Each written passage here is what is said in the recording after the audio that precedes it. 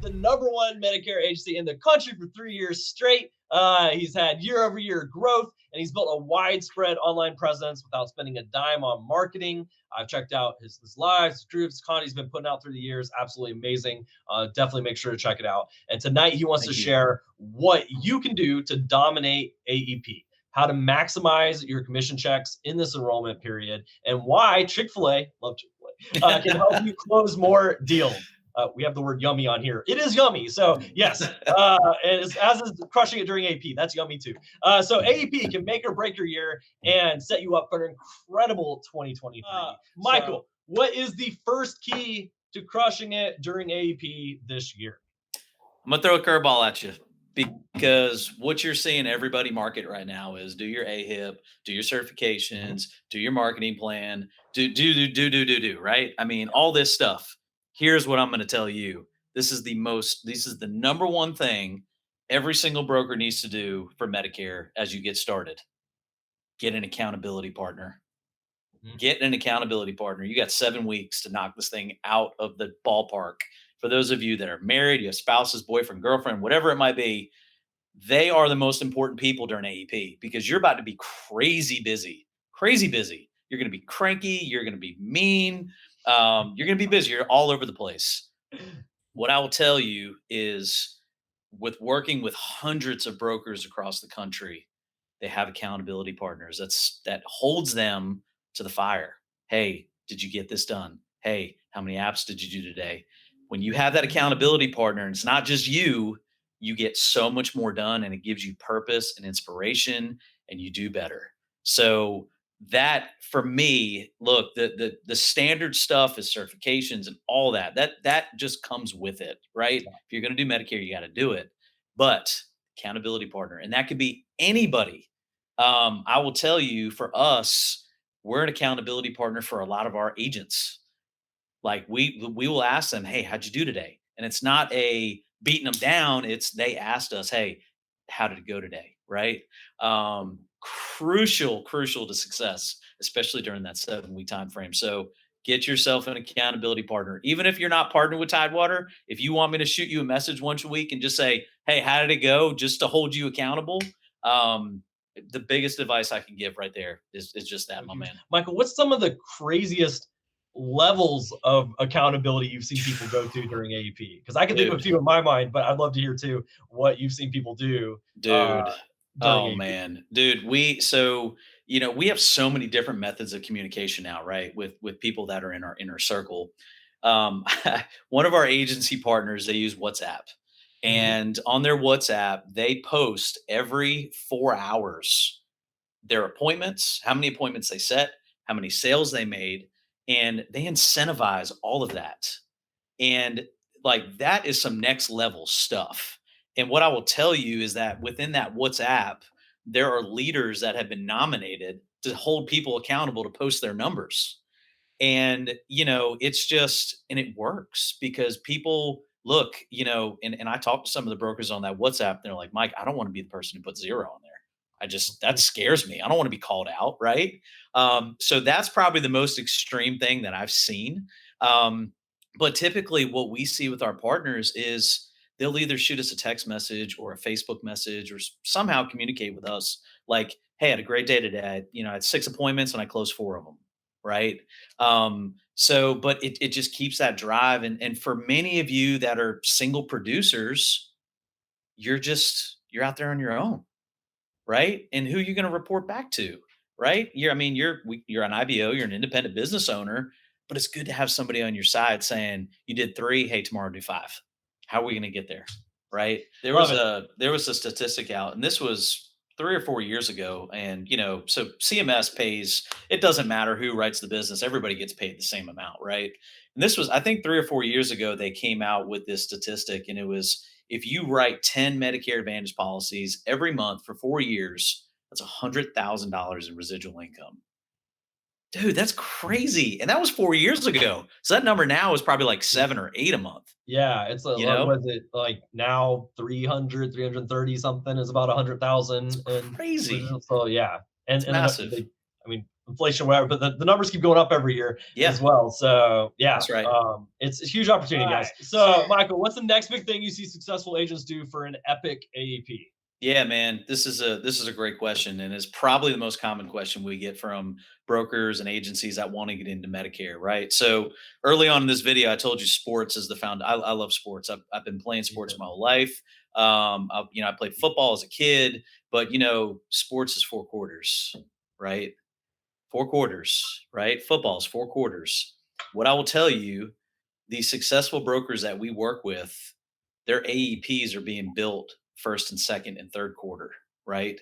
So the biggest mistake we see brokers make is that they're trying to generate leads on October 1st when they should have been building that pipeline January 1st. So what we like to do is we like to break it down into 4 quarters for our partners. You say, hey man, first and second quarter is all about building your pipeline and retaining about what you just wrote the previous AEP. And that retention is not just making sure the client has their drug cards, making sure that everything came in, it's asking for referrals, right? But building that pipeline, getting permission to contacts, right? If you're a final expense agent, perfect opportunity, right? You're getting leads, get a permission to Mhm. contact form to come back in October.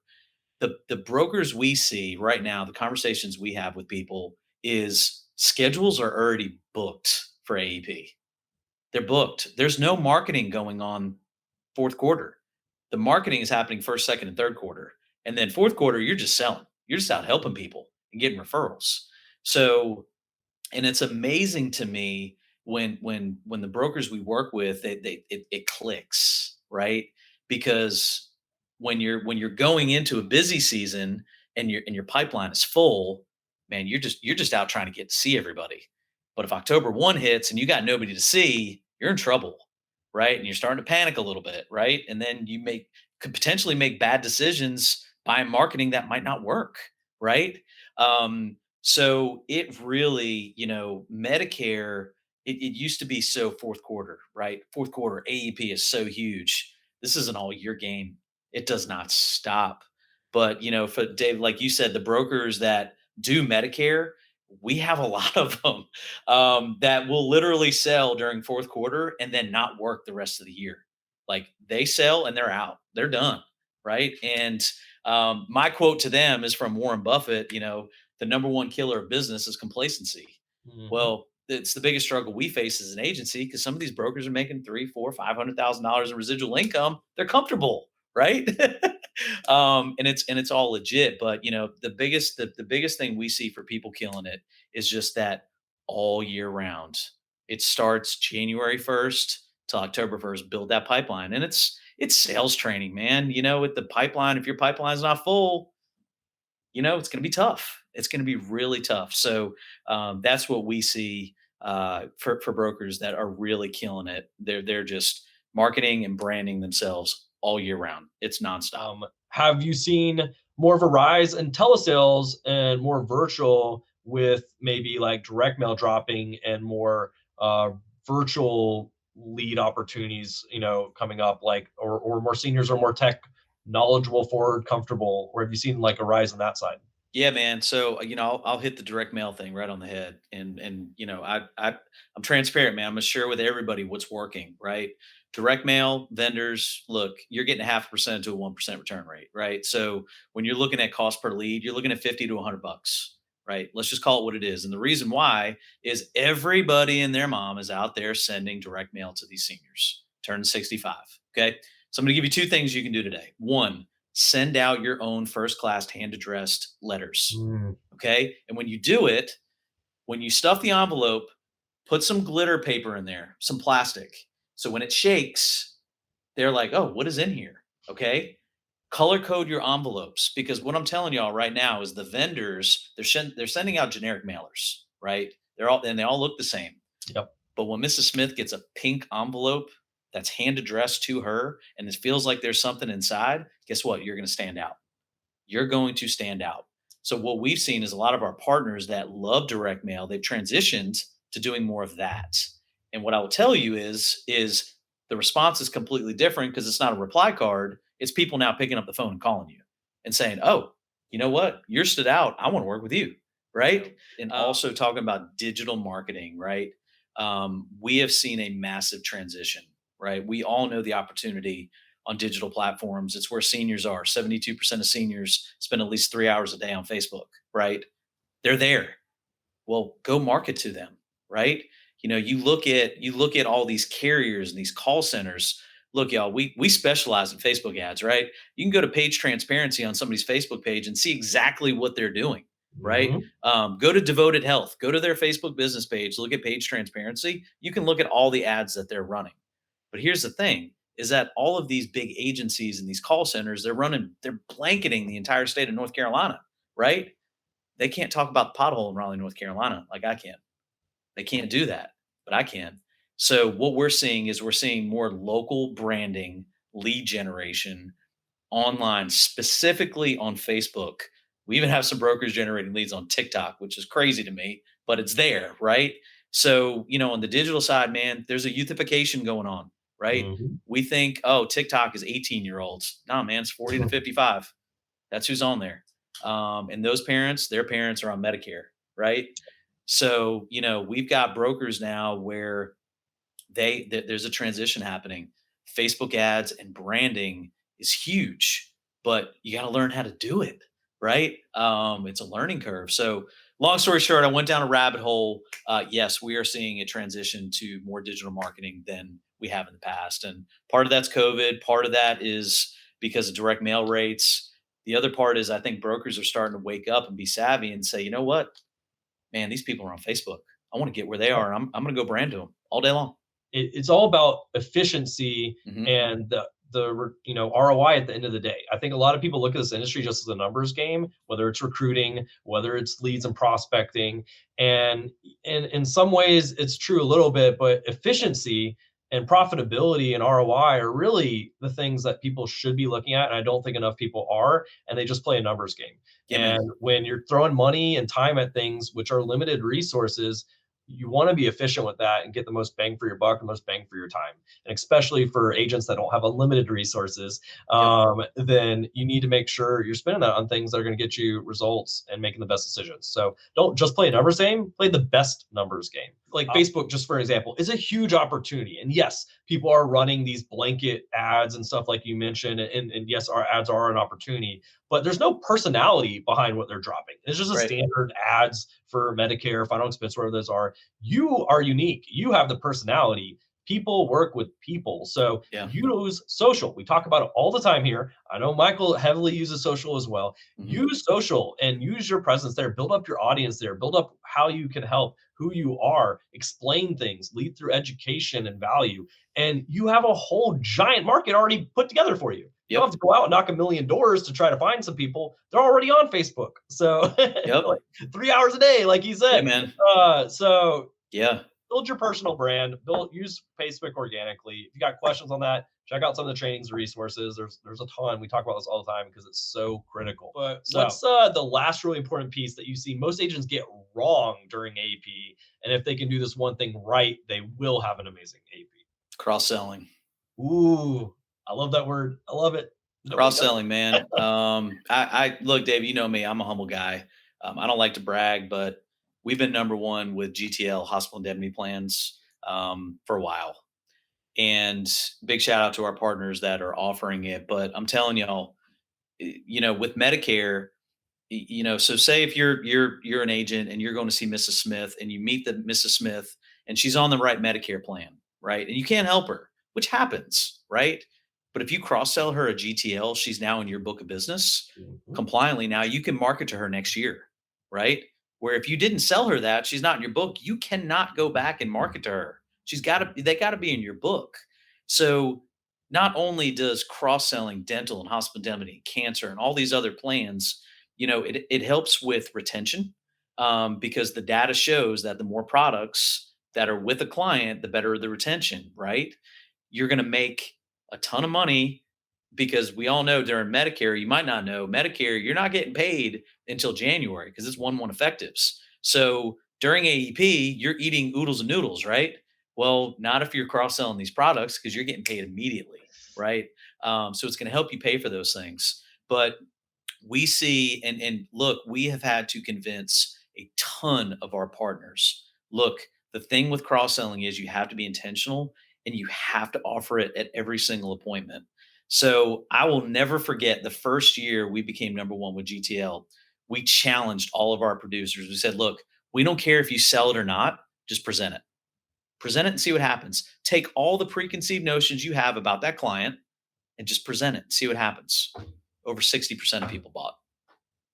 Love it. Incredible, man. Like, you want to talk about growth, dude, unbelievable. We had one guy, he made more money with GTL during AEP than he did on his Medicare commissions. He bought his wife a brand new Ford Mustang with his GTL commissions. And he said, it changed my life. He said, I've been doing Medicare for years and I couldn't do it. Right. So, you might be thinking, well, with Medicare, I don't know if I can cross sell. If it's a health product, you can cross sell it. Can't cross sell a life product. So your hospital indemnities, your cancer plans, your short term, anything health related, and plant that seed early and often in that appointment. Cross selling, man. It's awesome. Can you mention what GTL is? Because it's coming up as Gym Tam Laundry in the in Jersey Shore, baby. Anyways, yeah, GTL for those that are asking in the comments. Yeah, it's Guaranteed Trust Life. Big shout out to my friend Dimitri. He runs the shop over there. Guaranteed Trust Life. They specialize in hospital indemnity. They do Medicare supplements now, but hospital indemnity is their niche. It's guaranteed issue in states between 64.5 to 67.5, which is a huge opportunity. So for all your folks that are aging into Medicare that might have some health conditions, it gives them it's a free pass, right? But it's Guaranteed Trust Life. I will tell y'all, we're actually now starting to see more final expense brokers offer it as well. That might not want to do Medicare because they have a short-term home health care plan that has a prescription drug reimbursement. Yes, you heard that right, is embedded into the plan that it'll basically pay for the person's prescription drugs. And let's be honest, folks, if you're working in the senior market, your clients are on prescription drugs, right? This plan will help pay for that. So GTL, Guaranteed Trust Life, they're based out of Illinois. They have been phenomenal partners of ours for years, and great plan. It is a must if you're a Medicare broker. You can't cross sell at an Advantage plan appointment, so you call them, set up something else. But I think you just mentioned you can't cross sell health products. Yeah, that's a good question because one of the things a lot of our partners told us was, hey, I don't have time during AEP to cross sell. I'm going to go back. Biggest mistake you can make, because once you go back, you lost it. So you plant the seed. So when you're going through, not to get in the weeds here, but when you're going through the summary of benefits and it comes to the hospital copay, hey, Mrs. Smith, just so you know, this is a plan that might suit your needs, but here's a hole. Here's a hole. If you go into the hospital, you're going to have to pay this. Do you want to learn how we can eliminate that today? Okay, after I finish this, I'm going to come back to it and we're going to talk about it. So just planting that little seed in the appointment, and it works over 60% of the time. And you're going to make a sweet little commission on it. As far as with the cross selling, there is that doesn't mess up the scope of appointment is the question, mentioning it and then doing it before you leave. Great question. So, you can either get a scope of appointment from the carriers. We have a proprietary enrollment system called the Medicare Center, but on that scope of appointment, it'll list out all the products you can talk about. So Medicare Supplement, Medicare Advantage, PDP, hospital indemnity will be on there. So just remember that, you can only cross sell a health product. So if you're in a Medicare Advantage appointment and you're trying to sell a final expense plan, can't do that. No, can't do that. Medicare Supplement you can, because there's no regulations around it. Medicare Advantage you can't. So, and for anybody that, David, I'm happy to send it to you. Anybody who wants that generic scope of appointment that has all those things listed on it, happy to send it over to you for the group that can have levels. So what I'll challenge you with that is always try to take away one thing as you're listening, something you can take away and you can rewatch, you can pick up something new, but you're continuously learning one new thing a day, 1% better a day. I know there's a lot of info. You can't pick up all the info at once, of course, especially if you're newer, but try to pick up something you can take away from it and then come back and pick up something new the next time you listen to it as well. So yeah, man, I appreciate it. We try to bring a ton so that you can rewatch and always keep learning over and over again.